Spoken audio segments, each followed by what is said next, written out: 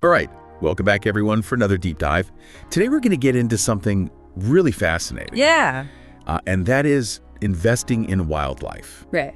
And I know that probably sounds a little odd. Why are we talking about investing in wildlife? Right. And the truth is, it's not just about, helping cute animals, although, I mean, who doesn't love a cute animal? Oh, yeah, right? of course.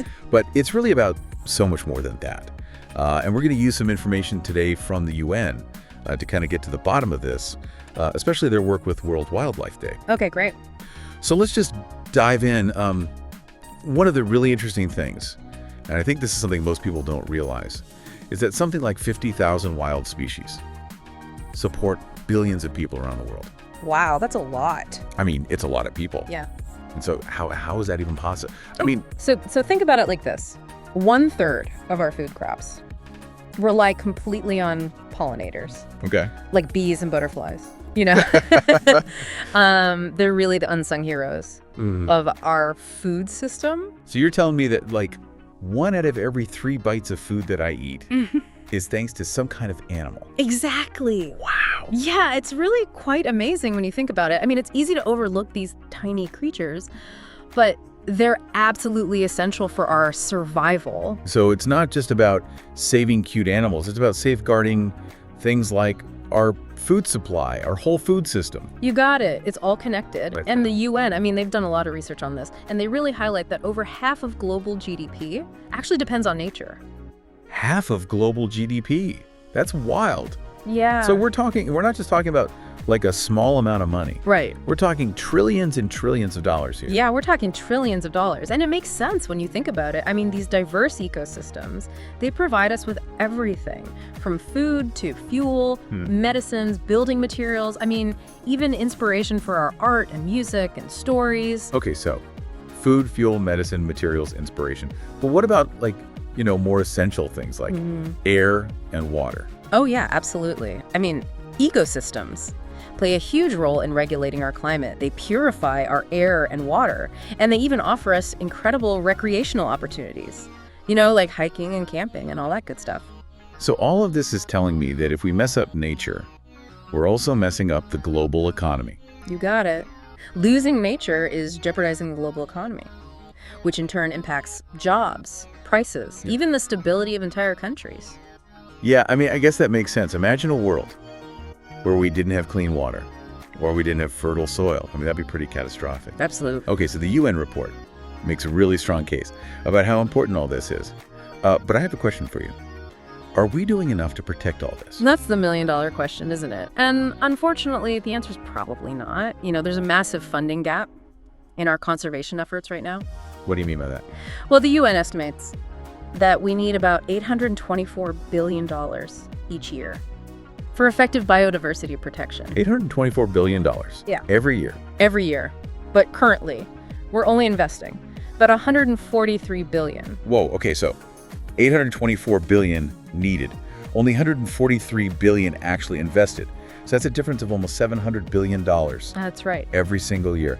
Where does that 824 billion figure even come from? Well, it represents the estimated cost of effectively managing protected areas, tackling issues like poaching and the illegal wildlife trade, and of course, restoring ecosystems that have already been degraded. Okay, so if we don't have enough funding, does that mean that habitat loss and species extinction are going to continue? Well, unfortunately, yeah. Without sufficient funding, habitat loss and species extinction will likely continue at alarming rates, which of course weakens the natural systems that we depend on for survival. Okay, so it's like a domino effect. We don't protect the wildlife. We don't have the systems that we need to survive. It's all connected. Protecting wildlife isn't just about saving animals, it's about protecting ourselves. It's all part of the same equation. Okay, so this all sounds a little bit doom and gloom. I mean, $700 billion every year. That seems like a lot. It is a big number, but, I am optimistic. I think there's a growing movement to address this funding gap. Really? Yeah, for sure. There are a lot of people working on this, and there's a lot of momentum building. Can you give us an example? Absolutely. A great example is the 2025 theme for World Wildlife Day, which is Wildlife Conservation Finance, Investing in People and Planet. Wildlife Conservation Finance. Yeah. Investing in People and Planet. Okay, break that down for me. Sure. So this theme is all about finding innovative solutions that benefit both people and wildlife. Okay, I like that. A win-win. Exactly. But how do you actually do that? Well, there are a lot of different approaches, but one really cool example is the snow leopard microreserve in Kyrgyzstan's Tian Shan Mountains. Okay, so snow leopard microreserve. Yeah. What's that all about? So basically, the villagers there partnered with a local organization to create a protected area, which has actually led to increased snow leopard and wild goat populations. So the snow leopards and wild goats are doing better. But how does this benefit the people who live there? Well, that's the beauty of it. It's a win-win situation. The community benefits from new economic opportunities. Like what? Well, for example, they have guest houses now. They're making cheese. They're selling felt souvenirs. So tourists come to see the snow leopards, and they spend money in the village. Exactly. And that money helps support the community and protect the snow leopards. It's a virtuous cycle. I like it. But can we really scale this? I mean, this is just one village.